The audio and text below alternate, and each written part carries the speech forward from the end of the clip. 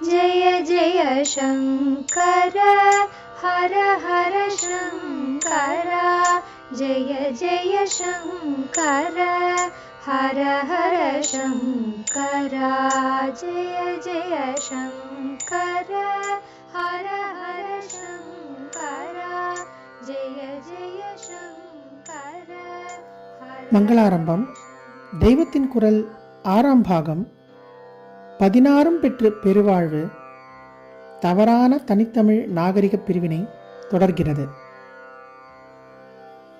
அவர்கள் காலத்தில்தான் அப்பர், சம்பந்தர், திருமங்கையாழ்வார் முதலியவர்களுடைய தெய்வீகமான தமிழ் பாட்டுக்களும் தோன்றிற்று என்பது வாஸ்தவம்தான். ஆனால் இந்த பாட்டுக்களை அனுக்கிரகம் பண்ணிய பெரியவர்களும் வைதிக வழியை வளர்க்க வந்தவர்களே, வேத நெறி தழைத்தோங்க வைத்தவர்களே, அவர்களையும் சரி அந்த பல்லவ ராஜாக்களையும் சரி இந்த நாளில் ஆரியன் வர்சஸ் திராவிடியன் என்கிற வர்சஸில் கொண்டுவிட்டு தனித்தமிழ் நாகரிகத்தை வளர்த்தவர்கள் என்று சொல்வது கொஞ்சம் கூட சரியில்லை.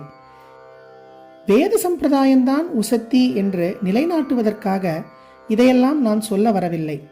வேதமோ வேறே ஒன்றோ எதுவானாலும் இந்த தேசம் பூராவுக்கும் ஒரே சம்பிரதாயம்தான் என்று எல்லாரும் புரிந்து கொண்டு பேதமில்லாமல் ஒற்றுமையாக இருக்க வேண்டும் என்ற ஆசையில்தான் சொல்கிறேன்.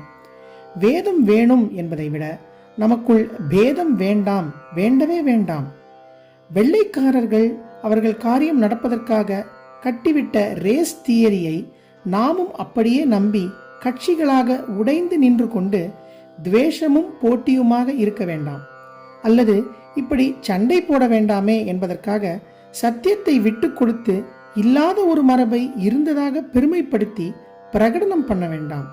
தமிழ் மரபுக்காரர்கள் நடுவாந்திரத்தில் ஏதோ அசட்டுத்தனமாக ஏமாந்து போய் வேத மரபில் இருந்து அநேகம் எடுத்து கொண்டு விட்டதாகவும், இப்போது நாம் அதையெல்லாம் உரித்து போட்டுவிட்டு கலப்பில்லாத ஸ்வய மரபாக பண்ண வேண்டும் என்றும் முயற்சிகள் பண்ண வேண்டாம்.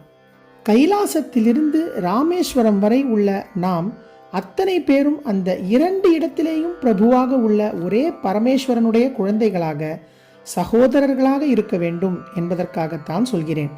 இந்த உசந்த தமிழ் தேசத்தில் உலகத்திலேயே அதிகமான கோவில்களையும் பக்தி நூல்களையும் கொண்ட தேசத்தில் எத்தனையோ 1000 வருஷமாக ஒரு தாய் வயிற்று குழந்தைகளாக இருந்தவர்களுக்கிடையில் பேத எண்ணம் வலுக்காமல் ஒன்று சேர்ந்து வாழணும். அதே சமயம் சத்தியத்தை விட்டு கொடுக்காமல் யதார்த்தங்களை ஒப்புக்கொள்ளும் சத்தியசந்தர்களாக ஒன்று சேரணும் என்பதே என் பிரார்த்தனையாக இருக்கிறது. லோகம் முழுக்க நன்றாக இருக்கணும் என்று வேண்டிக் கொள்ளும் போதே, குறிப்பாக இந்த தமிழ் தேசத்திலே எல்லா ஒழிக சப்தமும் போய் ஒன்றுக சப்தமே சப்தமாக மட்டும் இல்லாமல் காரியமாக நடக்க வேண்டும் என்றுதான் சந்திரமௌலீஸ்வரரிடம் ஒவ்வொரு வேளையும் முறையிடுகிறேன். பின் குறிப்பு: சந்திரமௌலீஸ்வரர் ஸ்ரீமடத்தின் ஆராதனா மூர்த்தி. இப்போது நான் அலசினதில் யாரையாவது கிண்டித்து சொல்லியிருந்தால் கூட அந்த கண்டனத்தை எல்லாம் வாபஸ் வாங்கிக் கொள்கிறேன். கண்டிக்கிறதும் பிரிந்து நிற்காமல் ஒன்றாக சேர்க்கிற நோக்கத்தில்தான். இல்லாததை சொல்லித்தான் ஒன்று சேரணும் என்றில்லை. ஒரு பெரிய உண்மையை ஒழித்துத்தான் ஒன்று சேரணும் என்றில்லை. சத்தியமும் வேண்டும், ஐக்கியமும் வேண்டும். சத்தியத்தோடேயே ஐக்கியம் ஏற்படட்டும் என்றுதான் சொல்வது.